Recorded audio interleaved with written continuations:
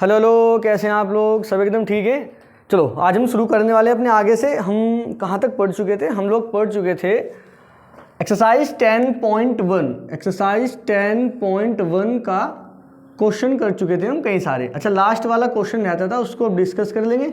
Intro भी हमारा ख़त्म हो चुका था और जो इंट्रो हमने कराया था वो पूरे चैप्टर के लिए सफिशिएंट है। ठीक है, इंट्रोडक्शन हो चुका था और साथ में हमारा एक्सरसाइज 10.1 का क्वेश्चन हो चुके थे, क्वेश्चन नंबर 3 तक। और 4 क्वेश्चन है इसमें टोटल। 4th क्वेश्चन हम कर लेते हैं, उसके बाद हम नेक्स्ट एक्सरसाइज की तरफ चलते हैं। देखो आसान सा चैप्टर है और एग्जाम में आएगा और ज़्यादातर एनसीईआरटी से ही क्वेश्चन पूछ लिए जाते हैं। एग्जाम में आता है भाई ये वाला चैप्टर अक्सर पूछा जाता है। चैप्टर तो हर एक पूछा जाएगा, क्वेश्चन इसका भी बनता है। क्वेश्चन नंबर 4 देखो क्या कह रहा है, ध्यान से सुनना। पढ़ो एक बारी क्वेश्चन। बोला है draw a circle and 2 line. मैं बुक ले लेता हूँ, एक बारी क्वेश्चन पढ़ देता हूँ आपके सामने। Draw circle and 2 parallel lines to a given line such that one is a tangent and other a secant to the circle. बड़ा ही आसान है। मान लो एक सर्कल है आपके पास, बिल्कुल सही बात है सर। मान लीजिए आपके पास एक सर्कल है और आपको 2 लाइन पैरेलल ड्रॉ करनी है टू अ गिवन लाइन। एक गिवन लाइन के, मान लो कोई गिवन लाइन है, मान लीजिए ये वाली लाइन आपको गिवन है L। एक सर्कल गिवन है, साथ में एक लाइन गिवन है L। ये वाली लाइन के पैरेलल 2 लाइन ड्रॉ करनी है आपको, है ना। 2 लाइन ड्रॉ करनी है। Draw 2 line parallel to a given line. हाँ, 2 लाइन ड्रॉ करनी है ये वाली लाइन के पैरेलल। इस तरीके से ड्रॉ करो कि जो लाइन होंगी एक तो सीकेंट बनेगी और एक टेंजेंट। बड़ा ही आसान है सर। ये देख ध्यान से, यहाँ से एक लाइन ड्रॉ कर दे सर। ये तो हो गई अपनी टेंजेंट, यहाँ टच करके जाएगी भाई, ठीक है। ये बन गई अपनी टेंजेंट। एक और ड्रॉ करते हैं जो सीकेंट बनेगी। ये देखो ध्यान से सर, ये हो गई अपनी सीकेंट। तो ये अपनी सीकेंट है क्योंकि ये 2 अलग अलग पॉइंट पे कट कर रही है, P1 एंड P2 पे। ये तो सीकेंट हुआ। ये एक ही पॉइंट पर टच करके जा रही है सर्कल को, ये अपनी क्या हुआ, टेंजेंट। तो 2 लाइन हमने ड्रॉ कर दी हैं, जिनमें से एक तो टेंजेंट है, एक हमारी सीकेंट है, और ये दोनों लाइन पैरेलल हैं गिवन लाइन के। ये वाली लाइन वो है जो लाइन की वो बात कर रहा है, गिवन लाइन। बड़ा ही आसान है, बिल्कुल आसान है, बस यही करना था। हमने होमवर्क दिया था ना आपको, ये वाला क्वेश्चन आपने कर लिया होगा, बट ये आसान था। अभी चलते हैं एक्सरसाइज 10.2 की तरफ। उससे पहले एग्जाम्पल करते हैं और थ्योरम भी करते हैं। बच्चों 10.2 करने से पहले एक थ्योरम रहती थी हमारी, जो एक्सरसाइज 10.1 में थी, और थ्योरम नंबर क्या है, 10.1। जरा उसको ध्यान से देखो। हालांकि हमने बताया था ये, बट हम इसका थोड़ा सा प्रूफ देख लेते हैं। एग्जाम में ऐसा कुछ पूछे जाने का कोई चांस तो है नहीं, बट अगर पूछ भी ले तो इतनी बड़ी बात नहीं है, आसान सा है। बोला है कि the tangent to any point of a circle. Tangent to any point of a circle. Tangent draw करो किसी भी पॉइंट पे, सर्कल के किसी भी पॉइंट पे अगर कोई टेंजेंट है, वो परपेंडिकुलर होती है रेडियस की। ये वाली बात हमने आपको बताई थी, ध्यान से सुनो। ये अगर आपका सर्कल है, बिल्कुल सही बात है, एक टेंजेंट ड्रॉ करते हैं। चलो एक टेंजेंट ड्रॉ करते हैं और वो टेंजेंट रेडियस के क्या होगी, परपेंडिकुलर। बोला है ना, परपेंडिकुलर टू द रेडियस। ये ध्यान से देखो, ये सपोज दैट वो पॉइंट है जहाँ से हम टेंजेंट ड्रॉ करने वाले हैं। ये हमारी एक टेंजेंट है, ठीक है। ये हमारा पॉइंट क्या है, ये हमारा पॉइंट है सेंटर ऑफ द सर्कल। यहाँ से हम रेडियस ड्रॉ करने वाले हैं और ये रेडियस परपेंडिकुलर होगी टेंजेंट के। ये वाली बात हमने डिस्कस की थी इंट्रोडक्शन में। इसको प्रूफ करने वाले, ध्यान से सुनो कैसे करना है। अब देखते रहना, बड़ा ही आसान है। ये मान लो टेंजेंट है O, ये वाला पॉइंट मानो P, यहाँ पे एक पॉइंट कंसिडर करो Q, OPQ। ये 90 डिग्री का एंगल होगा, ये हमें प्रूफ करना है। हमें पता है 90 का बनेगा, but we have to prove it. और कैसे प्रूव करेंगे, अब ध्यान से देखना। मान लो एक पॉइंट यहाँ पे कंसिडर करते हैं कोई, सपोज दैट ये पॉइंट हम O dash, O dash point क्या कंसिडर करना, दिमाग में O डैश कैसे आ गया मेरे, दूसरी वाली थ्योरम का आ गया। छोड़ो, इधर देखो। मान लो एक पॉइंट कंसिडर करते हैं। देखो पॉइंट कंसिडर करने की ज़रूरत ही नहीं है, हमने एक पॉइंट माना है पहले से ही Q। अच्छा, इसको ज्वाइन करने की कोशिश करो। ये लो सर, ज्वाइन कर दिया। क्या हमें इतना समझ में आ रहा है, सुनो ध्यान से, क्या हमें ये समझ में आता है कि ये वाला जो पॉइंट Q है, ये वाला पॉइंट ये वाले सर्कल के बाहर है? हाँ सर, बिल्कुल सही बात है, दिखाई भी दे रहा है। टेंजेंट पे कोई पॉइंट Q है जो कि सर्कल के बाहर है। ठीक है। और हमें इतना भी पता है, देखो ध्यान से देखना प्रूफ, देखो प्रूफ क्या ऐसा ही है बस, है ना, ऐसे कुछ प्रूफ भी नहीं कह सकते, बट है तो है। ओ क्यू ग्रेटर होगा भैया ओ पी के, देखने को मिल रहा है, हाँ जी सर बिल्कुल मिल रहा है भैया। ओ पी तो हमारी रेडियस है, अगर यहाँ मैं कोई पॉइंट कंसिडर करता हूँ पी डैश, तो O P dash O P के बराबर होगी, हाँ sir O P dash O P के बराबर होगी, बिल्कुल सही बात है। और हमें क्लियरली पता लग रहा है ओ पी डैश छोटा है ओ क्यू से, या ये बोल दो ओ क्यू बड़ा है ओ पी डैश से, और ओ पी डैश क्योंकि ओ पी के बराबर है, उस वजह से हम ये भी बोल सकते हैं कि ओ क्यू ओ पी से भी बड़ा होगा। O P dash O P दोनों रेडियस हैं, ये भी रेडियस है ये भी रेडियस है, तो ये वाली जो रेडियस है वो ओ क्यू से छोटी है, तो ये भी तो बोल सकते हैं कि ये भी तो एक रेडियस ही है ओ पी, ये भी छोटा है ओ क्यू से, या उल्टा बोल दो कि ओ क्यू ओ पी से बड़ा है। यहाँ तक कोई दिक्कत नहीं सर, कोई भी समस्या का विषय नहीं है।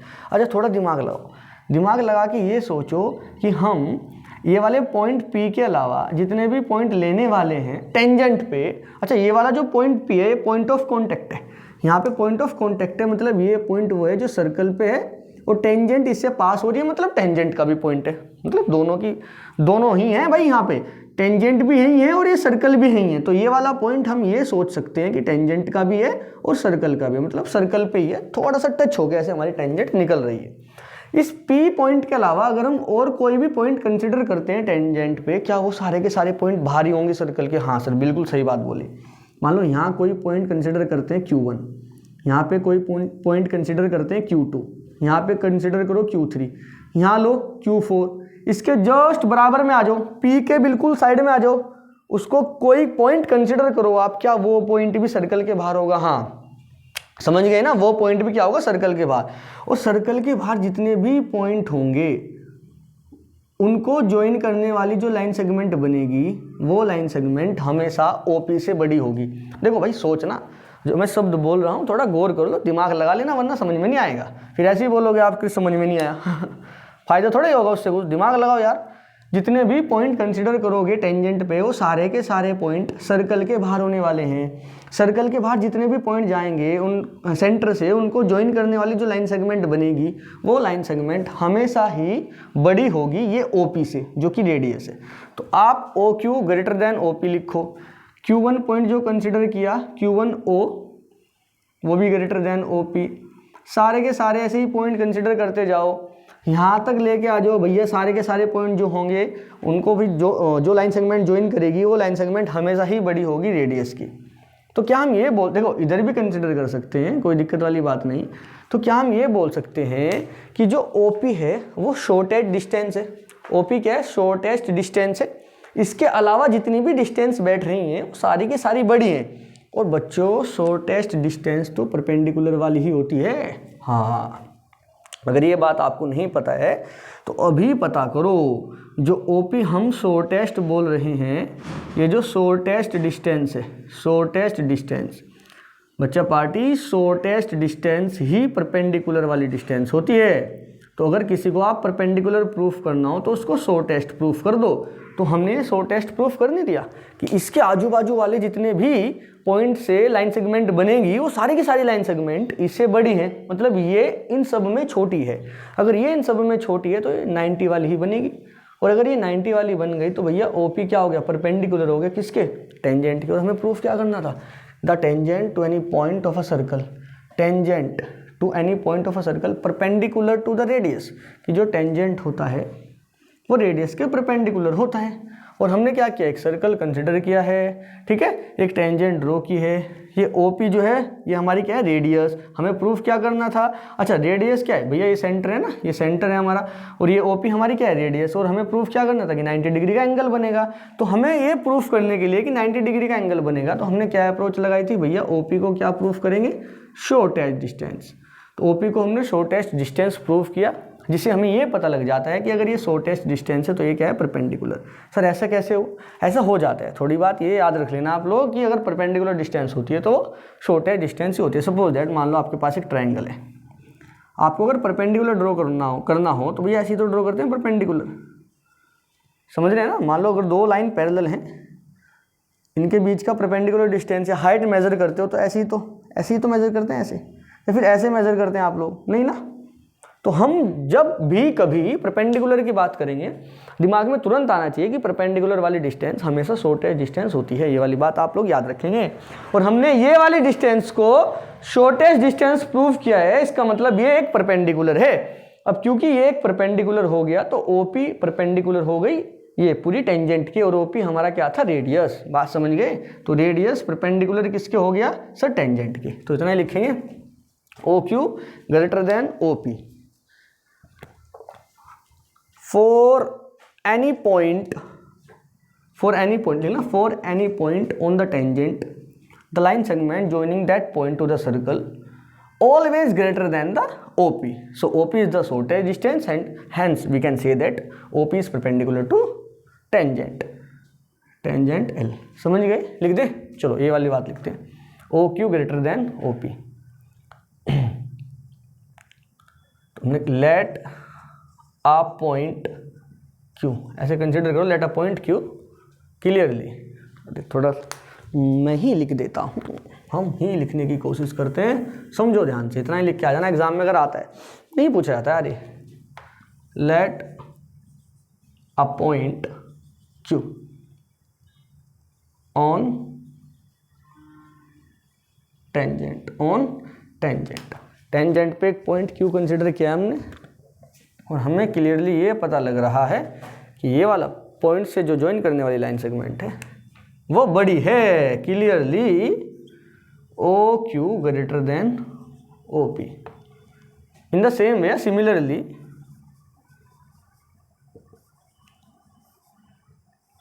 ओ Q dash greater than O P, comma लगा के लिखो, O Q two dash greater than O P. ठीक है, ऐसे ही चलता जाएगा भाई ना। For all points on tangent, for all point on tangent, अच्छा सारे पॉइंट P के अलावा, for all points except P on tangent. यहाँ से लिखो, एक मिनट सर क्या कर रहे हो? अरे थोड़ा ठीक तरीके से देना पड़ता है ना आपको लिख के, वरना आप एग्जाम में फिर खिचड़ी बना के आओगे। हालांकि आप यहाँ ख़त्म कर सकते हैं कि O Q one greater than O P, O Q two greater than O P similarly. चलो यार छोड़ो क्या बताऊँ मैं आपको, लिखना ही पड़ेगा। सिमिलरली हो गया, hence we can say that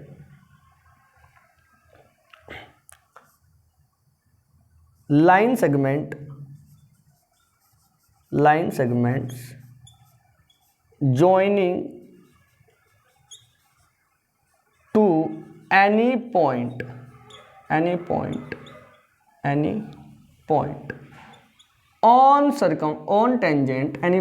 on tangent, हाँ लाइन सेगमेंट ये वाला सही है। Line segment joining to any point on tangent, joining to any point except P, ये लिख लेना, except P on tangent is greater than OP. So we can say that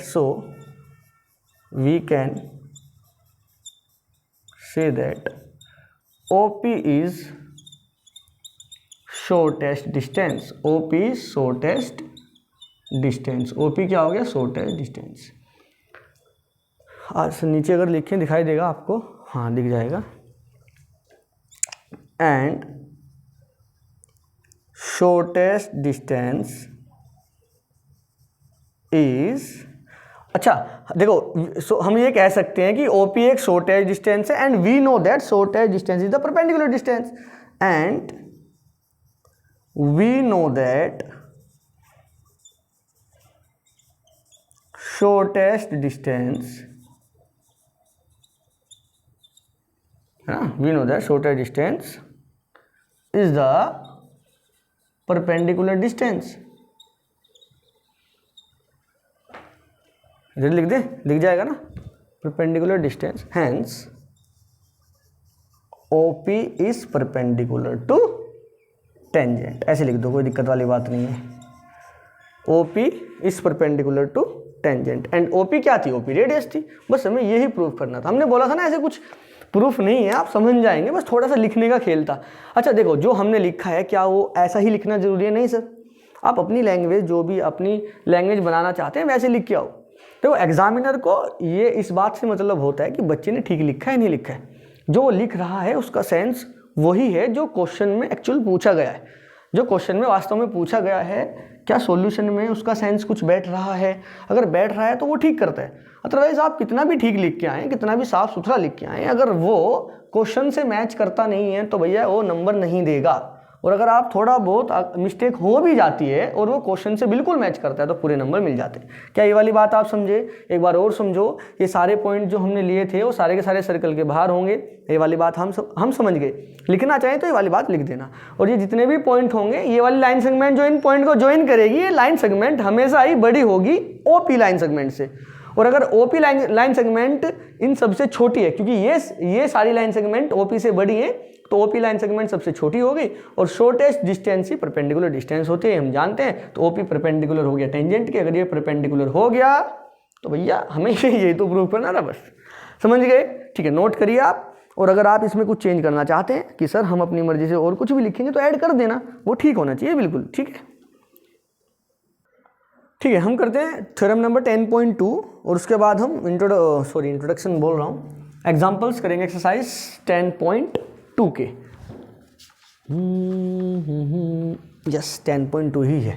देखो ध्यान से क्या बोला है, हमने आपको बताया था, अब उसको हम प्रूफ करने जा रहे हैं। बोला है the length of tangent drawn from an external point to a circle.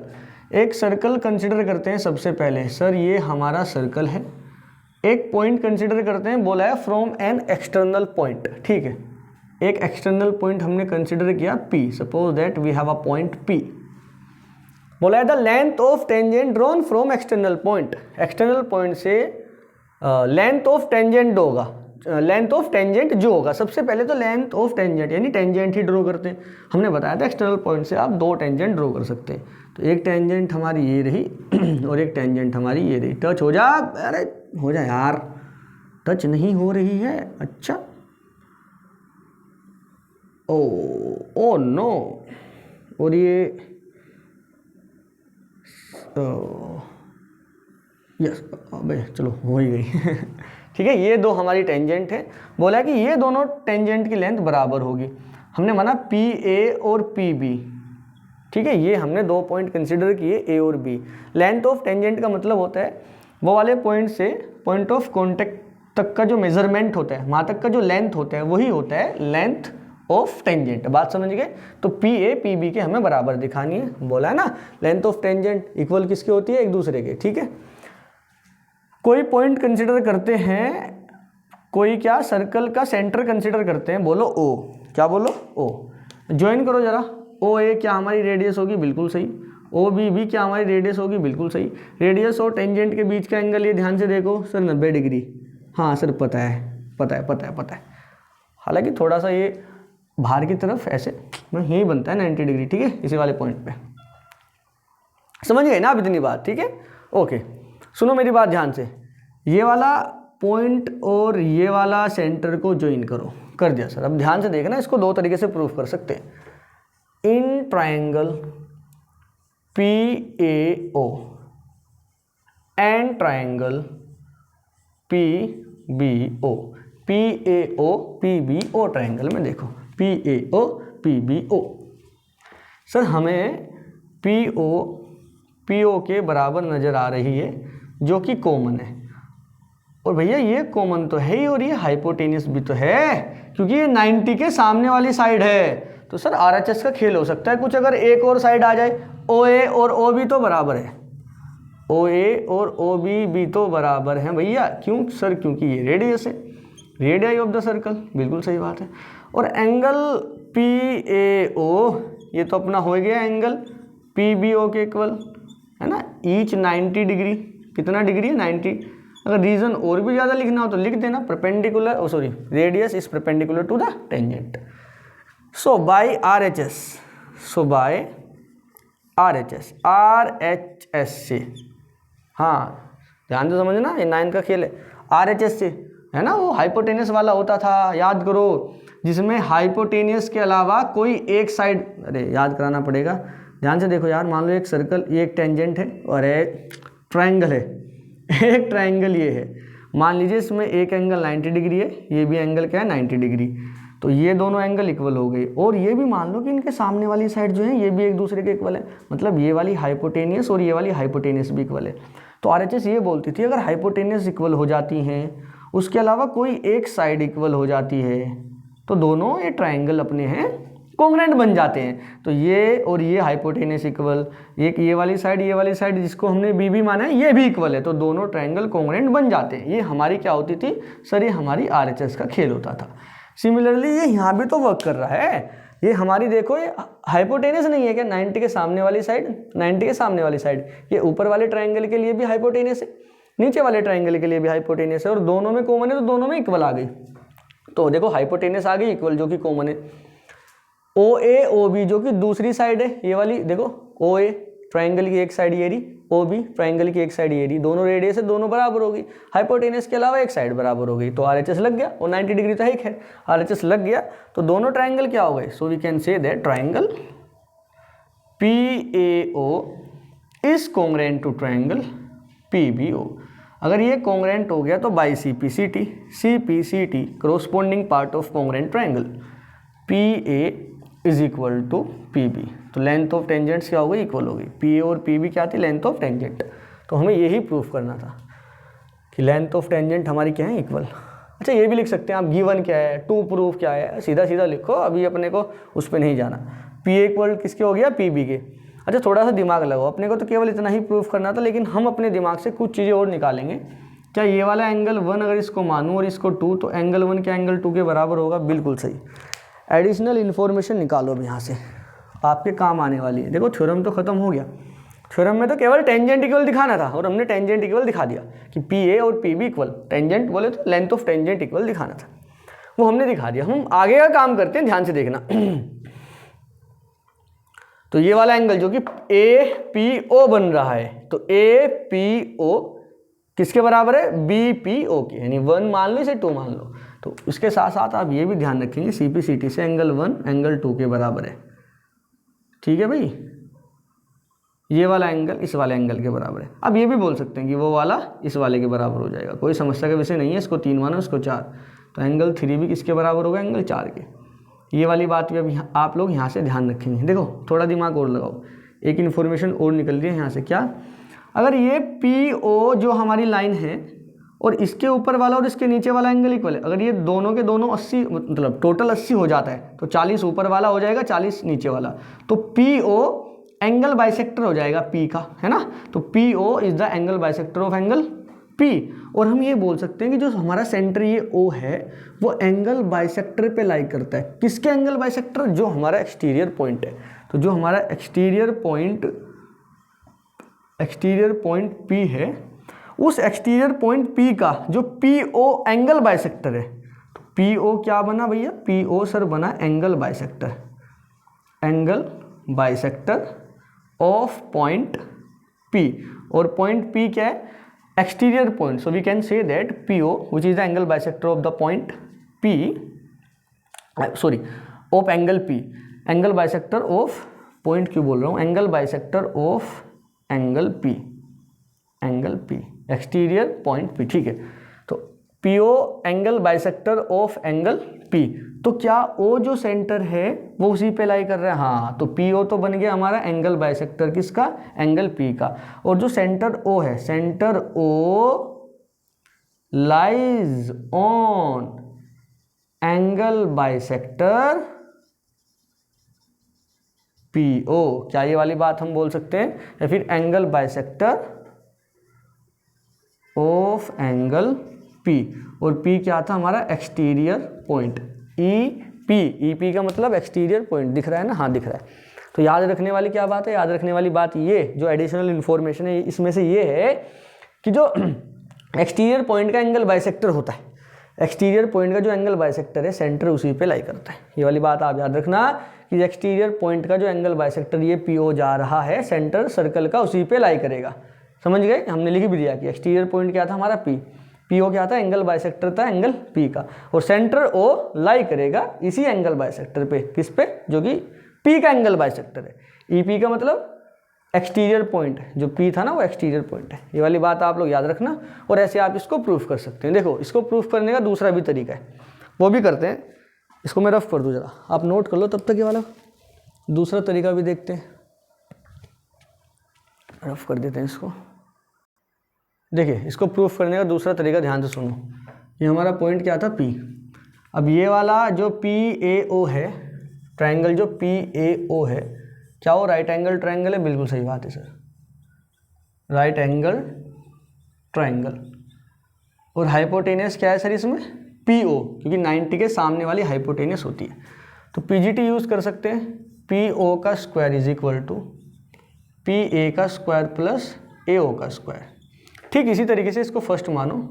ठीक इसी तरीके से ट्रायंगल पी बी ओ, ये भी हमारा क्या है सर? ये भी राइट एंगल ट्रायंगल है। सर अगर हम ऐसे ही बिल्कुल ठीक इसी तरीके की लैंग्वेज एग्जाम में लिख के आते हैं, कोई दिक्कत नहीं, कोई भी दिक्कत नहीं है, लिख देना, कोई समस्या का विषय नहीं है। इसमें भी पीजीटी यूज़ कर सकते हैं, P O square is equal to P B square plus B O square, कोई समस्या का विषय नहीं। फर्स्ट और सेकंड से ध्यान से देखो, क्या दोनों में ए ओ और बी ओ बराबर है? हाँ सर दोनों में, देखो A O radius, B O radius, दोनों में आ रही है। तो यहाँ से कुछ जुगाड़ लगा सकते हैं, दोनों को एलिमिनेट कर सकते हैं हम यहाँ से, बताओ कर सकते हैं क्या? हाँ। और पी ओ ये दोनों भी इक्वल है, इनका भी कुछ कर सकते हैं, समझ रहे हैं ना? देखो एक काम करो, फर्स्ट और सेकंड से ये लिख दो, बाय फर्स्ट एंड सेकंड, ये तो यही वाला एलिमिनेट हो जाएगा यहाँ से। ये दोनों भी पी ओ के स्क्वायर के बराबर, ये दोनों भी पी ओ के स्क्वायर के बराबर, तो ये और ये वाली साइड भी तो इक्वल होंगी। कैसे? मान लो कोई x है वो 50 के बराबर है, कोई y है वो भी 50 के बराबर है, तो ये x भी 50 के बराबर, y भी 50 के बराबर, तो भैया x भी 50 हुआ, y भी 50 हुआ, तो मतलब x और y भी तो बराबर रहा होगा एंगल, समझ गए ना? तो यही वाली बात है कि ये पी ओ के स्क्वायर के बराबर, ये भी पी ओ के स्क्वायर के बराबर, तो मतलब ये दोनों भी तो आपस में इक्वल रहे होंगे। तो फर्स्ट और सेकंड से कह सकते हैं पी ए का स्क्वायर प्लस ए ओ का square is equal to P B का स्क्वायर प्लस बी ओ का स्क्वायर। बताओ ये वाली बात समझ में आई क्या? यहाँ से समझ लीजिएगा, है ना? एंगल की हेल्प से समझ लो। एंगल नहीं कंसिडर करते, लेंथ कंसिडर कर लो। मान लो x 50 सेंटीमीटर, y भी 50 सेंटीमीटर, तो x और y दोनों बराबर हो गया। तो ठीक इसी तरीके से ये वाली अप्रोच यहाँ यूज़ कर सकते हैं। अब सोचो ए ओ और बी ओ रेडियस है, अगर ये 2 हुई तो ये भी 2 होगी, और ए ओ का स्क्वायर 4 और बी ओ का स्क्वायर कितना 4, तो ये दोनों भी तो बराबर हो गए। तो ए ओ स्क्वायर और बी ओ स्क्वायर दोनों गायब। अरे ये बी ओ स्क्वायर इधर लेके आ जाना, तो A O square minus B O square cancel out होके 0 देगा, बचेगा क्या सर? पी ए स्क्वायर बराबर पी बी स्क्वायर। देखो P A square P B square के बराबर है, तो हम ऐसा भी तो बोल सकते हैं पी ए भी बराबर होगा पी बी के। कोई दिक्कत वाली बात है क्या? नहीं सर। देखो ना, अगर 4 मतलब 2 का स्क्वायर 2 के स्क्वायर के बराबर होता है, मतलब 4 बराबर 4, 2 का स्क्वायर 4, 2 का स्क्वायर 4, तो स्क्वायर से स्क्वायर गायब कर दीजिए, ऐसा सोच सकते हैं ना। तो ये जो 2 है तो वो भी किसके बराबर आ जाएगा? 2 के। तो पी ए का स्क्वायर बराबर पी बी के स्क्वायर के, तो पी ए बराबर किसके आ जाएगा? पी बी के बराबर आ जाएगा। यही तो लेंथ ऑफ टेंजेंट थे, यही लेंथ ऑफ टेंजेंट था, और यही हमें इक्वल प्रूफ करना था क्या? ऐसे भी आप लोग कर सकते हैं इसको। बट यहाँ से अगर आप पीजीटी से यूज़ करेंगे तो वो जो एडिशनल इन्फॉर्मेशन थी उससे आप थोड़ा वंचित हो जाएंगे भाई, है ना? वो नहीं पता लग पाएगा आपको कि एंगल ये वाला इक्वल था और ये वाला भी इक्वल था, है ना? वहाँ से थोड़ा सा समस्या का विषय बन जाता है। तो अगर आप ऐसे करेंगे तो थोड़ी सी दिक्कत आपको आ सकती है, ठीक है? बाकी वो भी बिल्कुल ठीक है, ये भी बिल्कुल ठीक है। नोट करिए, कुछ और समझते हैं। एक्सरसाइज पे चलने से पहले एग्जाम्पल पे चलेंगे, और उसके पहले कुछ और थोड़ी सी बातें आप जान लो तो बेटर है। चलिए ये वाला क्वेश्चन भी देखते हैं भाई, ध्यान से देखना, और कुछ रिजल्ट निकालने की कोशिश करते हैं। हालांकि ये क्वेश्चन के रूप में एग्जाम में आ जाता है, बट आपको ये रिजल्ट की तरीके से याद रखना है। देखो क्या है बताता हूँ, सुनो। ये ट्रायंगल बनता दिखाई दे रहा है क्या? देखो पी ए पी बी तो टेंजेंट है, बिल्कुल सही बात है सर। हमने एक लाइन ड्रॉ की है पी ई एन, जो कि एक टेंजेंट ही है, ये भी सही बात है। पी एम एन एक ट्रायंगल बन रहा है, तो ट्रायंगल पी एम एन जो बना है वो वाले ट्रायंगल का पैरामीटर निकालते हैं। क्या निकालते हैं? पेरीमीटर, PERIM डॉट लगा दो, पैरामीटर निकालते हैं। और वो पैरामीटर ट्वाइस होता है ये वाली टेंजेंट के, PA या फिर PB, कोई से के भी। तो PA के या फिर डबल होता है टेंजेंट PB के, यानी PA जो लेंथ है टेंजेंट की उसके डबल, या फिर ये कह दीजिए जो PB लेंथ है उसके डबल के बराबर होता है। एक तो रिजल्ट ये वाला यहाँ से निकलने वाला है जो कि आपको याद रखना है। एक रिजल्ट और निकलता है, वो दूसरा रिजल्ट क्या निकलता है ध्यान से देखो। वो निकलता है, चलो पहले ये वाला देखते हैं, ये वाला कर लेते हैं, वो बीच में आ जाएगा, मैं ही बता दूंगा। तो पैरामीटर का मतलब होता है सम ऑफ ऑल साइड। उससे पहले ये वाली बात ध्यान देना कि जो टेंजेंट है वो इक्वल होती है। तो PA बराबर होगी भैया PB के। क्यों? क्योंकि टेंजेंट है, tangent from point P, tangent from point P, tangents from P। ठीक है। अच्छा, इसके साथ साथ क्या ये दिमाग लगा के बता सकते हैं कि अगर ये वाला पॉइंट PM को एक्सटीरियर पॉइंट कंसीडर कर सकते हैं तो ME और MA भी टेंजेंट बन जाएगी। अरे मान लो ऐसा कुछ भी नहीं है, अगर ऐसा कुछ भी नहीं है, केवल एक M पॉइंट कंसीडर करते हैं तो MA और ME भी क्या बन जाएगी? टेंजेंट बन जाएगी। MA और ME भी क्या बन जाएगी? टेंजेंट। तो ME लिख दो पहले, इक्वल टू MA टेंजेंट सर्दी लग रही है भाई, सर्दी में नाक भी ठंडी हो गई सर्दी में यार। टेंजेंट फ्रॉम पॉइंट M, कोई समस्या का विषय नहीं है। ठीक इसी तरीके से BN इज इक्वल टू, हाँ ये NE इक्वल टू BN हो जाएगी। तो पहले BN ही लिखता हूँ, है ना, NE लिखते हैं पहले, इधर से हमने ME लिखा था ना, तो इधर से लिखते हैं NE is equal to BN। क्या? ये भी टेंजेंट फ्रॉम पॉइंट N, कोई समस्या का विषय नहीं है कि BN NE के इक्वल, MA ME के इक्वल। अच्छा सोचो, थोड़ा दिमाग लगाओ। क्या दिमाग लगाओ? जो हमारा पैरामीटर होता है, पैरामीटर का मतलब होता है सम ऑफ ऑल साइड। तो पैरामीटर ऑफ ट्रायंगल MPN, तो MPN का पैरामीटर बन जाएगा सम ऑफ ऑल साइड। मतलब क्या? मतलब ये कि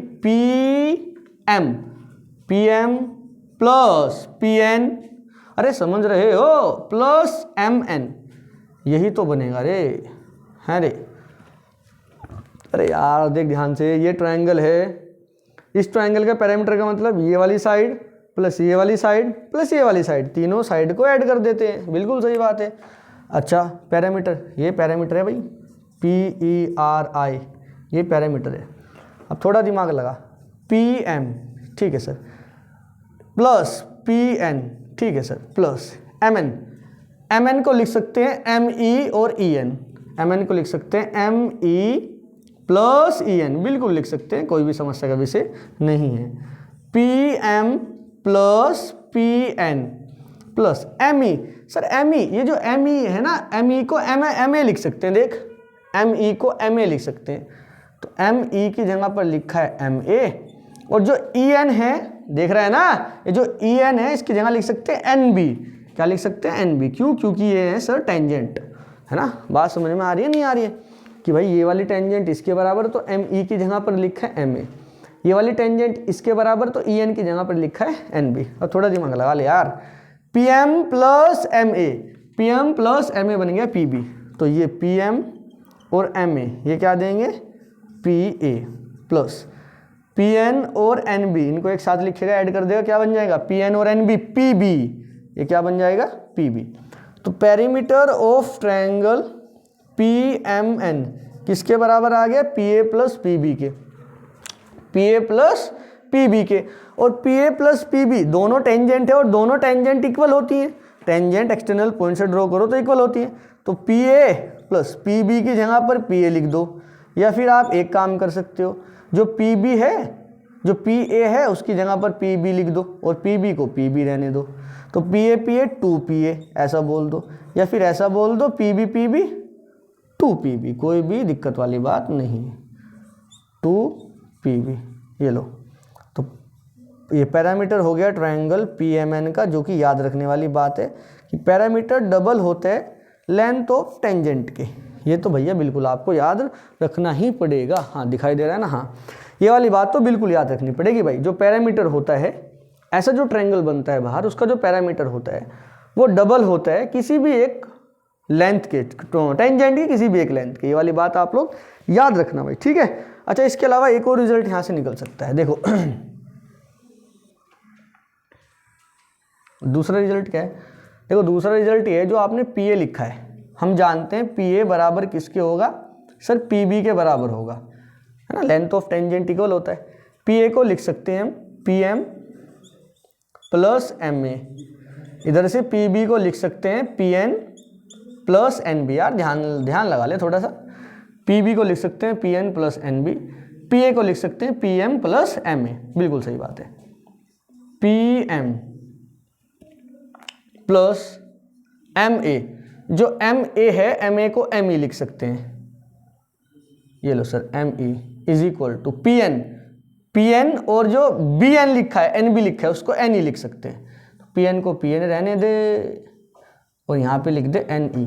कोई दिक्कत है क्या? नहीं, टेंजेंट है, इक्वल कर दिया हमने, कोई भी समस्या का विषय नहीं है। देख ध्यान से, एम ए, ये वाला एम ई लिखा है, एम ए को एम ई लिखा है, एन बी एन ई लिखा है, एन बी को एन ई लिखा है। तो ये वाला रिजल्ट भी याद रख लेना, जो P M plus M E बनता है, P M plus M E वो बराबर होता है एम ई एरा, P M plus M E एरा बराबर किसके होता है, P N plus N E के, मतलब P N plus N E के। तो ये वाली बात याद रख लेना। यानी इस वाले ट्रायंगल में ऐसा कुछ काम भी हो जाता है भैया कि ये वाली साइड पी एम और ये वाली साइड पी एन, तो पी एम उसमें ऐड कर दो, पी बराबर हो जाता है P N plus E N के, कोई दिक्कत वाली बात नहीं है।